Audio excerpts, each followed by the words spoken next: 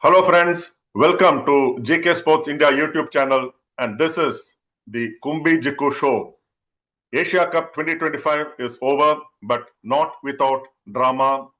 Before the toss, before play began, and well after play ended with India convincing victors. Though it was a last over finish, India won and they lifted the Asia Cup for the ninth time, defeating Pakistan in a, you can say, a thrilling final. Pakistan had the game in their hands, they had their moments, but then they lost it in both their batting innings and also in the bowling innings. With me is player turned umpire K. Srinath to discuss and go into details where who went wrong and what clinched it for India. Welcome, Sri. Welcome to the Kumbi-Gikku show. Your thoughts on what would you say it was an edge of the seat thriller, went to the last over, but then India winning hands down. Thank you, Joko. Good morning. I think, it was a humdinger, a fitting game for a finale. And we spoke about how Pakistan could, make a comeback and put up a better show. Yes, show and no show in the same game, which this particular Pakistan team, as you know, put up throughout this Asia Cup, especially when they've played India. So the 3.1 did not disappoint, the fans across the border. It was a thrilling game which went down to the wire. End of the day, 4 balls to spare, winning by 5 wickets. India, as you mentioned, in 41 years, the first final between the border nations, which India came up trumps. Yes, there was a lot of drama before the start of the game. As usual, Pakistan making the wrong noises outside of the arena, which certainly didn't help them. And as I said, Pakistan has been consistently inconsistent as far as their batting in the middle order went. Uh, you know, and I've always said that this was a game for only India to lose. I mean, there was no way that Pakistan was going to pull this off and win the trophy. So in the end, it was the apt result. I think the best team in the world currently, the number one ranked, ICC T20I team India. They came out trump, clinching the uh, ninth title of the Asia Cup. Yeah, the way Pakistan put into bat by Surya Kumar Yadav and India without Hardik Pandya, the way they began, it seemed like 190, 200 was on the cards. They were going at around 10 and over. 13th over, they were 113 for 1. And there began their collapse. A wicket of every over until the last over, barring the 19th over. 3 wickets in one Kuldeep Yadav over. 113 for 1 to 146 all out. It is nothing but sheer madness, and Pakistan lost it then and there. Would you agree with that? Absolutely. I think, as I mentioned, this is a team which has showed their consistency in being inconsistent. That's the line I'm using. I thought Zada Farhan got off to a blazing start, and they came out with a plan. In fact, they put on 100 for the first wicket. As you mentioned, they were rattling at 10 plus an over, and till the 10th over when Farhan got out to a rank short ball, caught a deep mid wicket of Varun Chakravarti. I think Pakistan were on cruise mode because it was not only the way they took on Jasprit Bumrah.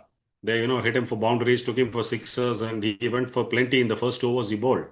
And mind you, with the injury to Hardik Pandya, India had to make a forced change. And in fact, I was surprised, when they picked uh, Rinku Singh, who's not had a hit in the middle at all.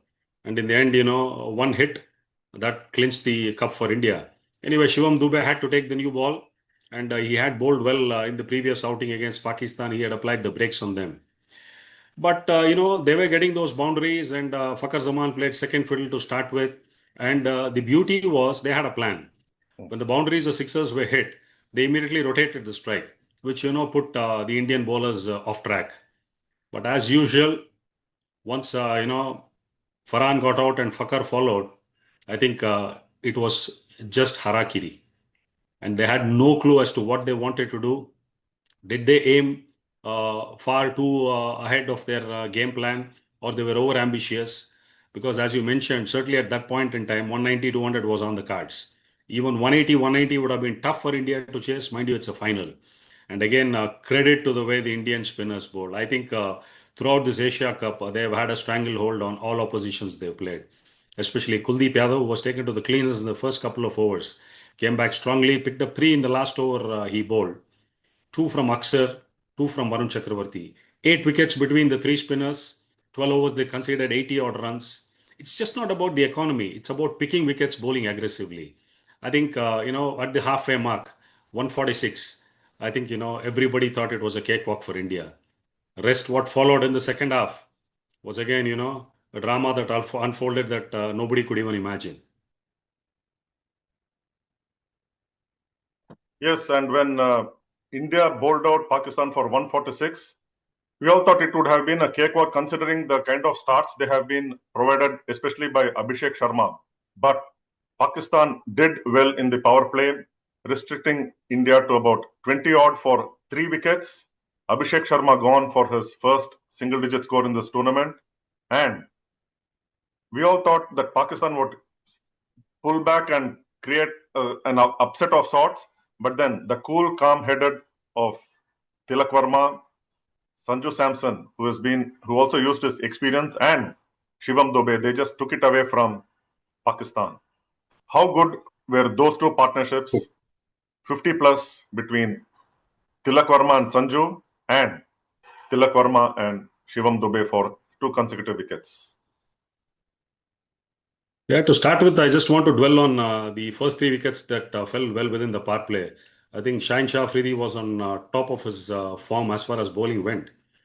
I think India were a bit reckless, and it was not necessary because they were not chasing anything in excess of 9 or 10 and over, to go hell for broke.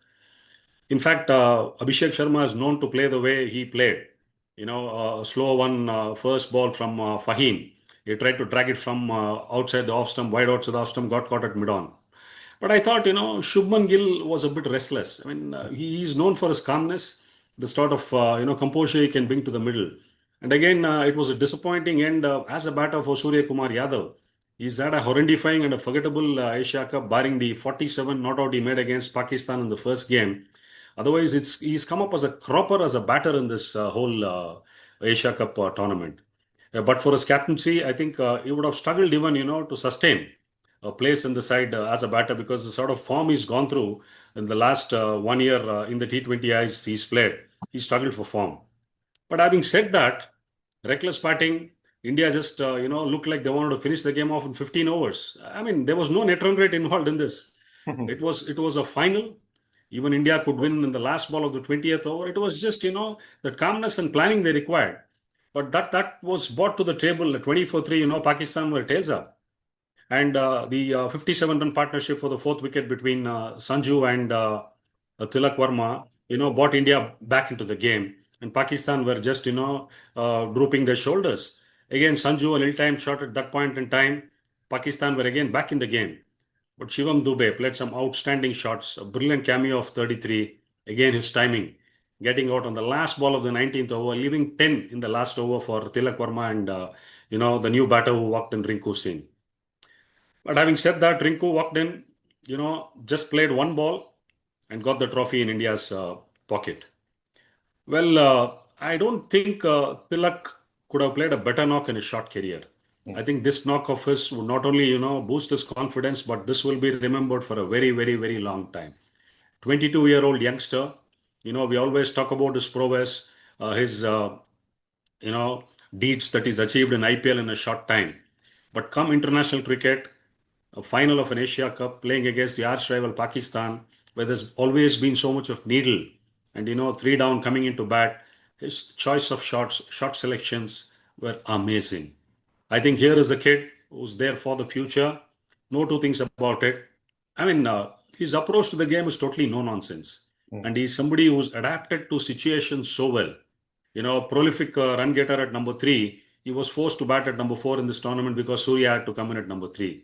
I mean, he took to that position like almost he's batted all his life at number 4.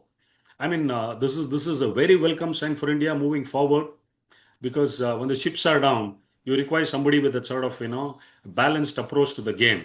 And mind you, we didn't have the experience of Hardik Pandya out there in the middle. So rest we all know, India cantered, I would say, 5-wicket victory. But nevertheless, it was a humdinger, and the hearts were in the mouth. And this game was certainly not for the weak-hearted people, because Pakistan came back very strongly. As always, they blew hot, they blew cold. There's one more point I want to put across. Salman's captaincy was abysmal. When 3 overs of Abrar, he bowled brilliantly from the pavilion end. Why was it taken off, and what was the necessity to bring Harris Roff, who has struggled throughout this tournament?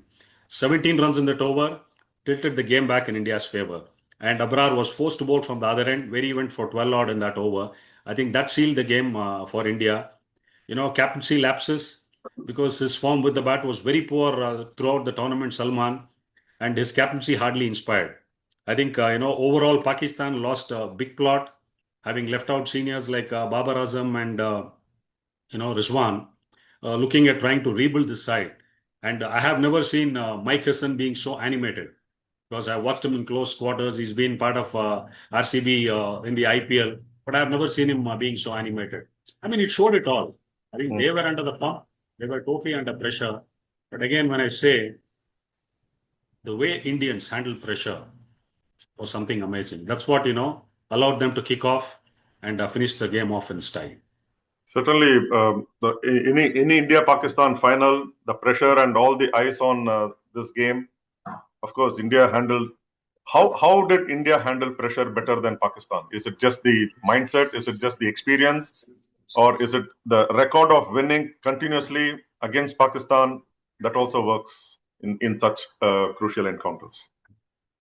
I think it's a culmination of all factors, Jiku.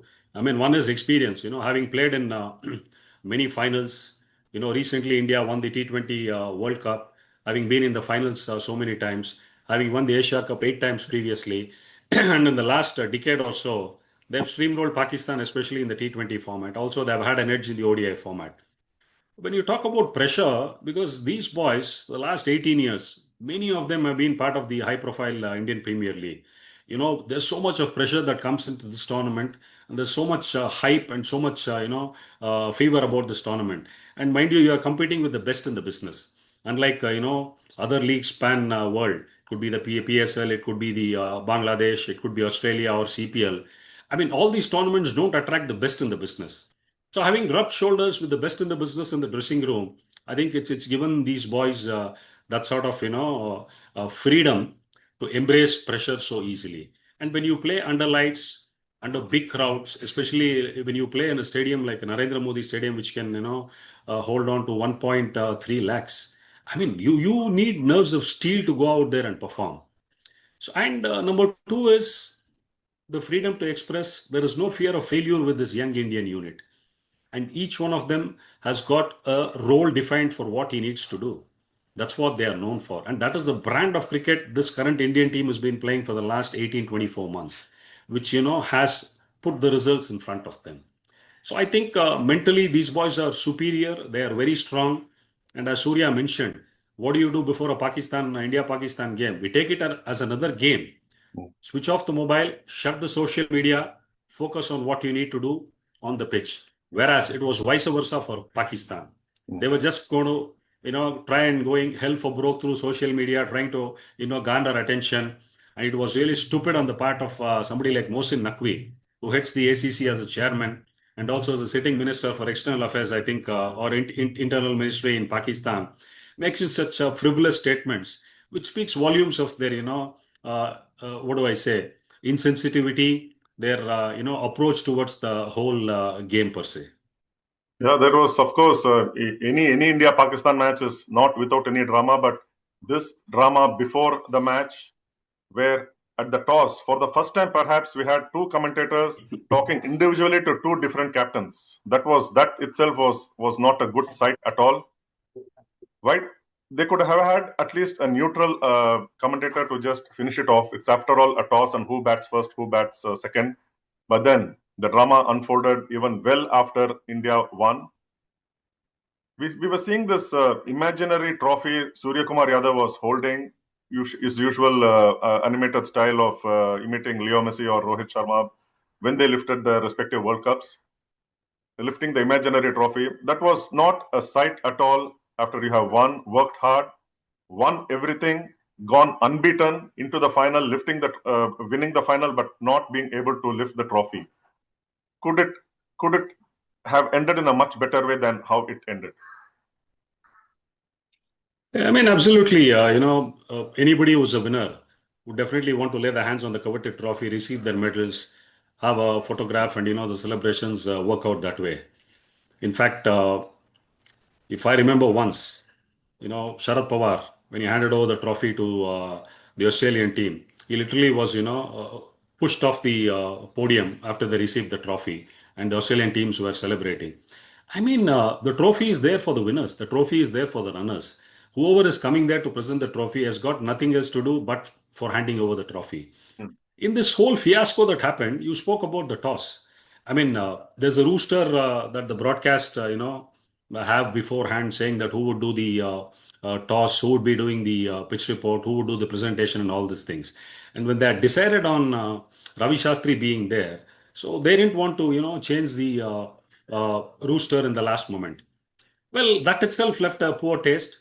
Like you said, Wakar doing the interview of Salman and Ravi Shastri doing it for Surya. And I believe when you bite the bullet and say any team which is going to be a part of a ICC or an ACC event, the protocols have to be followed unless and until there are some very stringent measures that need to be taken. Now the handshake, no handshake is all done and dusted. Now knowing very well that if India is going to win or India is going to finish second, Mohsin Naqvi is going to present the trophy to either one of the teams. When he very well knew that it was not going to happen, why in the first place did he come there to present the trophy? And number two is there was a massive miscommunication that was going around. I heard Simon Dool say the Indian team has been instructed not to come and receive the trophy, whereas a section of media has reported saying there was no communication from the Indian team saying that they would not receive the trophy. Before the wink of the eye, the winner's trophy was taken away from the presentation area. I mean, how bizarre was that? And why would somebody like Mohsin Naqvi want to come and hog the limelight after India has won the trophy? And what was literally, disgraceful and left everybody in poor taste was, I think if you had seen it, Jiku, when the check was presented, I mean, that's the respect, Pakistan cricketers have for the sport, in general life. Salman just threw the check to his manager. And Yes. what would have stopped him to walk a couple of paces? And this is the same captain who comes to the presser and talks about how disrespectful Indians have been to the sport. I think these people don't have mirrors in their house to look at what they are up to. I think, the most, I would say, nation which plays the game in the spirit, not spirit, the spirit of the whole setup is Pakistan. I think I have never seen more sore losers than Pakistan, and especially when they lose to India, they believe that there is some external force that has caused this debacle. I mean, it was really, very appalling to watch. Indians were made to wait outside. They were sitting, for 1 hour post the game was done and dusted. I think it left the whole, arena in very poor taste. Yeah, certainly. Those moments left bad taste in the mouth. My thing was during COVID when there was no contact and so many restrictions. The winner's trophy was left on a podium, and the captain was asked to pick it up on his own. Why could that not have been done? If that was one this thing, because there has also been a precedence where if I remember well, Roger Binney was the BCCI president, and Jay Shah had already taken over as the ICC chairman, I think sometime last year. And he, instead of BCCI president, gave away the winner's trophy. So when there are some exceptions, it could have happened yesterday also in Dubai. BCB president Aminul Islam, former batsman captain, and the UAE top official. And UAE, let us make it clear, they have been gracious enough to accept to host this tournament when India, where the original host could not because of whatever reasons. And why not let them do the honors? Why should it be only the ACC president, and who is also a Pakistan minister, like you mentioned, wanting to hog the limelight? That was, After all, anyway, he's getting publicity, he's being in the limelight. Why get into all this? And I read somewhere that not only did he walk away with the trophy, but he also walked away with India's medals. That was, to put it least, being very childish. It is like you and I playing our building cricket or society cricket. You have the bat, I don't have the bat. You finish your batting, walk away with it. It is even worse than that. So that was something that, okay, people play for trophy winners, they deserve to hold the trophy. This could have been done. Why only the ACC chairman, isn't it? These were the thoughts that was going through. The match finished well at around midnight, but the players, even we had to stay awake till almost close to 2 o'clock at past midnight Indian Standard Time. Ridiculous. Absolutely. You said Mohsin Naqvi has been in the limelight. For all the wrong reasons he's been there. He's not been there for any right reason, in the last week and a half. Anyway, that's besides the point. There are certain protocols that needs to be followed, Jiko, because, the ACC would have their own protocols which say that, it's the chairman of the ACC who would do the presentation. And certainly you can't expect the ICC chief to step in on this one. Anyway, that's one part of it. But the whole scene, the 3 times it looked like a bilateral series unofficially when India played Pakistan in this Asia Cup. Many a time I found it pretty childish from, both the sides, appealing to the ICC regarding the behavior of players. Now, when you have a ICC match referee being appointed, a very senior match referee like Andy Pycroft and Rishi Richardson, they are there to handle and manage the game. If there is a written complaint from the on-field or the TV umpire saying that there has been some gross misbehavior from a certain section of players, they are there to pull them up in the code of conduct. Why is it that the home boards need to, write to ICC? From there, it needs to percolate down the line and action needs to be taken. I found it, pretty childish from both sides. I mean, if there is misconduct, if somebody like Harris Rauf or, Farhan, they behaved badly, the gestures sent a wrong signal. It should have been pulled up by the match referee. I don't think there needs to be a complaint lodged officially for them to be reprimanded. The same way when Surya made a statement. I mean, making a statement which is derogative with relation to the game can be pulled up by the match referee. There is a possibility for all these things in the window of the code of conduct. I mean, I thought, it was taken far too much and stretched to gain a lot of, publicity which was not necessary at all. Because end of the day, it is sport. I don't want to dwell on the political tensions that are, existing between the two countries. That is one side of it. Having kept that in one side and decided to go ahead playing, I think, there should have been sanity somewhere. I think India have been gracious enough to accept. And in fact, I was extremely happy when Surya mentioned, the facilities that were provided in Dubai and Abu Dhabi. I think UAE had done a wonderful job. And mind you, the hosts were India. So many things, taking the forefront end of it, though India won the Asia Cup, the trophy and the medals not in the hand, tasted like, a bit of grapes that were a bit sour. But the end of it, the drama has ended. So the talk will go on for some more time regarding what should not have, and the handshake, no handshake, trophy, no trophy. But end of it, I think we as a nation, cricket-loving nation, should feel proud the way the boys, played a very, very different brand of cricket in the last 2 weeks. I think we need to celebrate that style of cricket and, the victory in the final. Indeed, and I read somewhere reportedly by quoting Kapil Dev that he would have gone on and taken the trophy because India had made a point in the first match, which was like we mentioned, India versus Pakistan 1.0, but then 2.0 happened, 3.0 happened. He would have gone on to accept the trophy, whoever it was.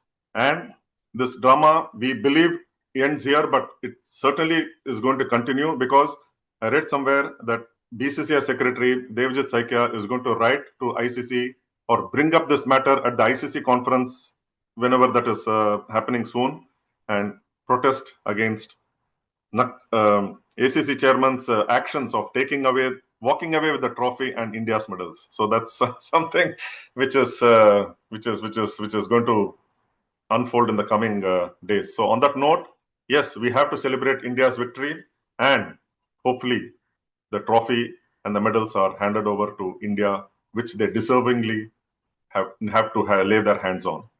Thank you very much, Reef. Some fantastic thoughts and some mind-provoking views.